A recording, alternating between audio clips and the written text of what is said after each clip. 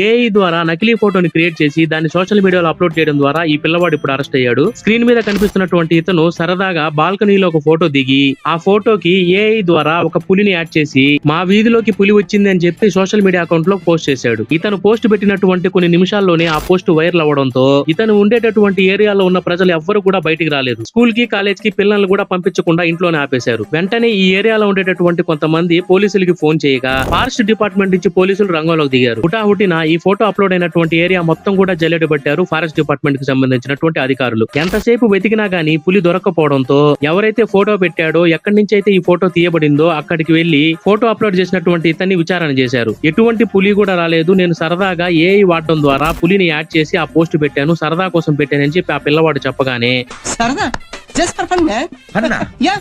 అక్కడ ఉండే వాళ్ళందరూ కూడా అతని మీద మండిపడడంతో పోలీసులు అతన్ని అరెస్ట్ చేశారు. ఏఐని ఈ విధంగా వాడితే ఎంత డేంజరో ఖచ్చితంగా